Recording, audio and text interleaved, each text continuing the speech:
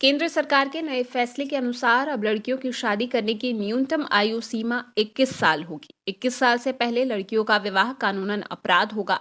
मगर केंद्र सरकार द्वारा लागू नए कानून का एआईएमआईएम अध्यक्ष और लोकसभा सांसद असदुद्दीन ओवैसी खुलकर आलोचना कर रहे हैं।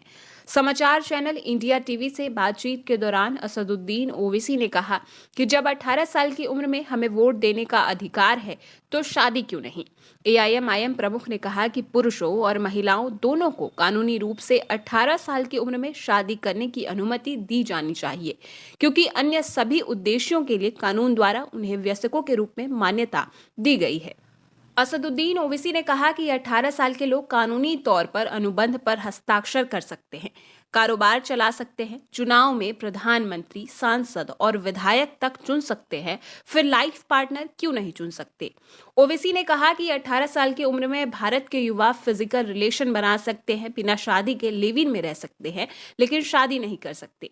एआईएमआईएम प्रमुख ने न्यूज चैनल को दिए इंटरव्यू के दौरान कहा कि 18 साल के किसी भी मर्द और औरत को शादी करने का पूरा हक होना चाहिए। कानूनी तौर पर 18 साल की उम्र के लोगों को बालिग समझा जाता है और उन्हें अपनी निजी जिंदगी को अपनी मर्जी से जीने का पूरा हक है। भारत में बाल विवाह के आंकड़े बताते हुए ओवैसी ने कहा कि भारत में हर चौथी शादीशुदा महिला की शादी 18 साल की उम्र से पहले हो जाती है।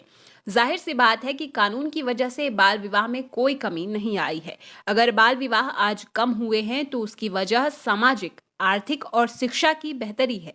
आंकड़ों के मुताबिक देश में 1.2 करोड़ बच्चों की शादी उनके 10वें जन्मदिन से पहले हो जाती है। इनमें से 84% बच्चे हिंदू हैं और सिर्फ 11% मुसलमान। इस बात का सबूत है कि कानून के बजाय हमें सामाजिक सुधार पर ध्यान देना चाहिए। ओवैसी ने कहा कि शादी की उम्र से ज्यादा जरूरी है कि हम युवाओं के आर्थिक हालात को बेहतर करने पर ध्यान दें। 45% गरीब घरों में शादियां 18 की उम्र से पहले हो जाती थीं, लेकिन अमीर घरों में यह आंकड़ा सिर्फ 10% था। अगर मोदी की नीयत साफ होती तो उनका ध्यान महिलाओं के आर्थिक सशक्तिकरण की तरफ होता, लेकिन भारत में कामकाजी महिलाओं की संख्या में लगातार गिरावट हो रही है।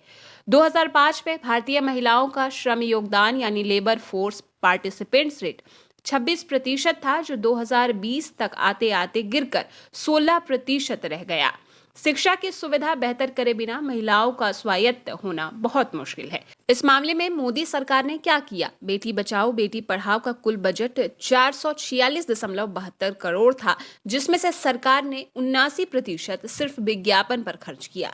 बेटी पढ़े या नहीं, सरकार को उससे कोई मतलब नहीं है, लेकिन प्रचार में कोई कमी नहीं आनी चाहिए। असदुद्दीन ओवैसी के अनुसार सुप्रीम कोर्ट भी देश के हर नागरिक को अपनी निजता का अधिकार देता है।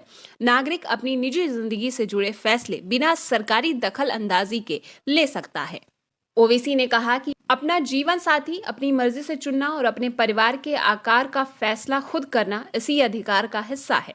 मोदी पर निशाना साधते हुए ओवैसी ने कहा कि नरेंद्र मोदी एक मोहल्ले के दकियानूसी अंकल की तरह बन गए हैं।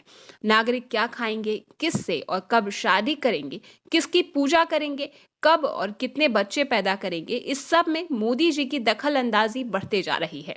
लड़कियों की शादी की उम्र बढ़ाए जाने को लेकर ओवैसी ने कहा कि नौजवानों को नाबालिग बच्चों की तरह देखना बंद कर देना चाहिए। उन्हें अपनी जिंदगी से जुड़े अहम फैसले खुद लेने की इजाजत हो।